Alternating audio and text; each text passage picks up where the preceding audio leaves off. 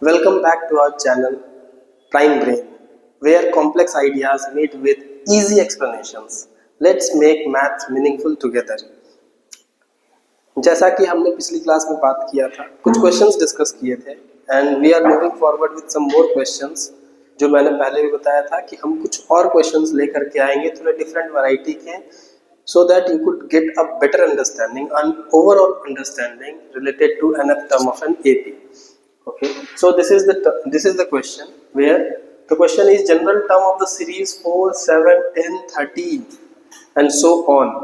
Okay, you have to find the general term of the series. अब इस question में unique क्या है?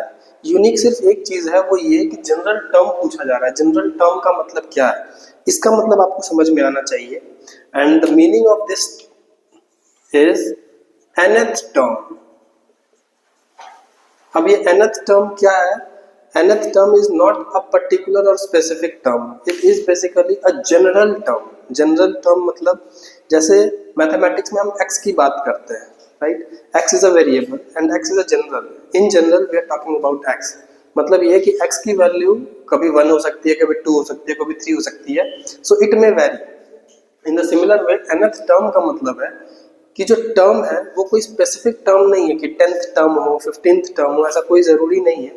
हो सकता है वो 20th टर्म हो, 50th टर्म हो, 56th टर्म हो, 70th टर्म हो, 75th टर्म हो, कुछ भी हो सकता है. ठीक है, तो हमें इन जनरल उसको सॉल्व करना है. तो हम इसे करने के लिए nth टर्म निकालने का मतलब है, this means you have to find an. nth term means an and we know the formula an equals to a plus n minus 1 into d. Already we have discussed in the previous videos. आप कोई भी doubt हो then you can refer to those videos as well. Okay, now as we know from this sequence that a is 4, d is 7 minus 4, that is 3. Okay, so we will put the value of a and d in this. So this would be 4 plus n minus 1 into d. So this is 4 plus 3n minus 3, that is equals to 3n. 4 minus 3 is plus 1. So this is your nth term for this given series, this given sequence. ये nth term है. अब इसका क्या मतलब है वो हम समझने की कोशिश करते हैं. सबसे पहले an equals to 3n plus 1 का मतलब ये है कि हमने एक ऐसा एक्सप्रेशन, एक ऐसा इक्वेशन बनाया है जो कि काइंड ऑफ जनरेटर है. जनरेटर का मतलब क्या कि हम इसमें n की वैल्यू पुट करते जाएंगे और हमें nth नंबर, nth टर्म्स पे बैठे हुए वैल्यूज हमें मिलते जाएंगे. जैसे फॉर एग्जांपल a1, n की जगह अगर हम 1 लिख रहे हैं मीन्स फर्स्ट टर्म की बात कर रहे हैं, that is your first term. हम यहाँ से फाइंड कर सकते हैं 3 इंटू n की जगह 1 प्लस 1 करके, दिस विल बी 4 और ये हमारा 4 है. I think you are getting my point. Next question is a2. इसको हम लिख सकते हैं 3 into 2 plus 1 and this would be equals to 7. So this is your second term. Okay, next is a3. 3 into 3 plus 1, that is 10 and this is your third term. Next is a4, that is 3 into 4 plus 1, this is 13. Next is a5, 3 into 5 plus 1, that is 16. और इसी तरह से आपसे अगर पूछा जाए कि इसी सीक्वेंस में अगर आगे बढ़ते हुए हमें अगर पूछा जाए कि 20th टर्म कौन सा होगा, तो a20 की अगर हम बात करेंगे तो that would be 3 into 20 plus 1, that is equals to 61. तो 20th टर्म हमें 61 मिल जाएगा. इसी तरह से 100th टर्म पूछा जाए, you can find it out. 200th term पूछा जाए, you can find it out, and so on and so forth. So this is the way you should approach the questions. You should think कि question क्या दिया गया है, first term क्या है, common difference क्या है, nth टर्म का मतलब क्या होता है, n क्या है, number of terms in that AP.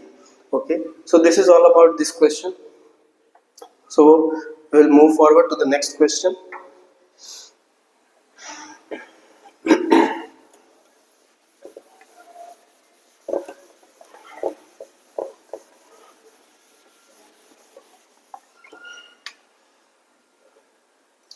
This will be question number 6. Which term of an AP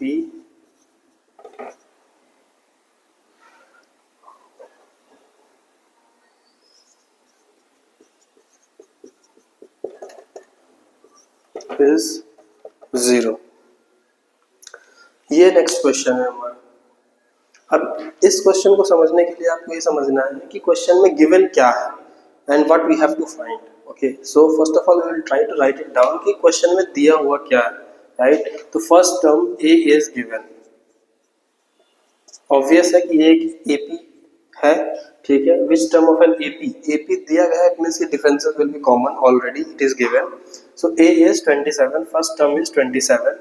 okay, common difference की बात करेंगे तो 24 माइनस 27। यहाँ पे एक पॉइंट है जो कि नोट करना है, that we always have to write down a2 minus a1 rather than a1 minus a2।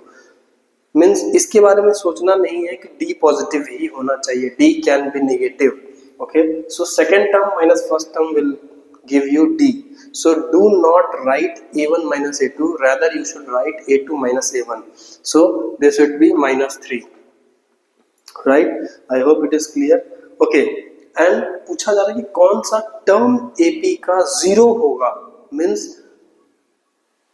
what is given, which term means if you are being asked about the term, then it means you are being asked the value of n, कि कौन सा term निकालना है, means you have to find the value of n। Okay, and obviously ये जो an है ये obviously दिया हुआ होना चाहिए, so this would be 0, right. So according to question and we know the formula that an equals to a plus n minus 1 into d, so value of an is 0, a is 27 plus n minus 1 into d is minus 3. On solving this value we will get 0, ये 27 इधर आएगा, 0 minus 27 equals to n minus 1 into minus 3, this will be minus 27, ये minus 3 को इधर लाएंगे, ये divide हो जाएगा, equals to n minus 1, यहाँ से ये माइनस कैंसिल हो जाएगा, ये 9 टाइम्स में कैंसिल हो जाएगा, तो यहाँ से n equals to 9 plus 1 that is equals to 10। Value of n is 10, means इस AP का जो 10th टर्म होगा वो 0 होगा। What does this mean? इसका मतलब ये है कि ये AP था 27, 24, 21, इसके आगे कंटिन्यू करते हैं 18, 15, 12, 9, 6, 3, 0। अब पूछा ये जा रहा था कि कौन सा टर्म है जो 0 आ रहा है। Now let us check, first term, second term, third term, fourth term, fifth term, sixth term, seventh, eighth, ninth and this is your 10th term which is 0, right? So it means the answer that we got n equals to 10 is correct. Okay, so this is your answer. Now let us move to the next question. This is your next question. If 17th term of an AP exceeds its 10th term by 7, then the common difference is, means basically you have to find here the common difference, d, value of d. Okay, so आप कहेंगे कि sir इसमें ना तो first term दिया गया है ना AP दिया गया है, then how we could find the common difference, right? So although first term नहीं दिया गया है, AP नहीं दिया गया है, but still there are some hints जिसके हेल्प से आप इसको फाइंड कर सकते हैं। वो हिंट्स क्या है वो मैं अभी समझाने की कोशिश करता हूँ। लिखा 17th term of an AP exceeds 10th term by 7, it means कि जो AP होगा, AP जो भी होगा उसका जो 17th टर्म होगा वो उसके 10th टर्म से 7 ज्यादा है, राइट? ये कहना चाह रहा है। So basically according to question हम ये कह सकते हैं कि जो 17th टर्म होगा A17, ये उसके 10th टर्म से, ये 10th टर्म है, इससे 7 ज्यादा, means 10th term of this AP plus 7 equals to 17th term of that AP। Okay, so this is basically what this question suggests. ये क्वेश्चन आपको यही हिंट देना चाह रहा है कि जो 17th टर्म है AP का वो 10th टर्म में 7 ऐड करेंगे तो वो मिल जाएगा हमें, राइट। तो हम अब इसको सॉल्व करने की कोशिश करते हैं। A17 को कैसे लिखेंगे, जैसे हम an को कैसे लिखते हैं, a plus n minus 1 into D, तो बिल्कुल वैसे ही A17 को हम लिख सकते हैं a plus 17 minus 1 into D, and similarly A10 को लिख सकते हैं a plus 10 minus 1 into D plus 7। अब यहाँ एक डाउट हो सकता है यहाँ डाउट ये हो सकता है कि सर आपने ए ही दोनों में क्यों लिया है। इट इज बिकॉज कि हम जिस एपी की बात कर रहे हैं वो दोनों में सेम है, means we are just dealing with only one AP. एक एपी की बात की जा रही है, तो एक एपी में एक ही ए हो सकता है और एक ही डी हो सकता है, right. That is why A and D are common in both the cases. Okay, now it could be written as a plus 16d equals to a plus 9d plus 7, right। अब यहाँ से हम क्या करेंगे, इसको उठा करके इधर ले आते हैं, तो a plus 16d minus a minus 9d equals to 7, a minus a is cancelled out, 16d minus 9d that is 7d equals to 7, और यहाँ से आप बहुत इजीली फाइंड कर सकते हैं 7 by 7 that is 1. This d is nothing but your common difference.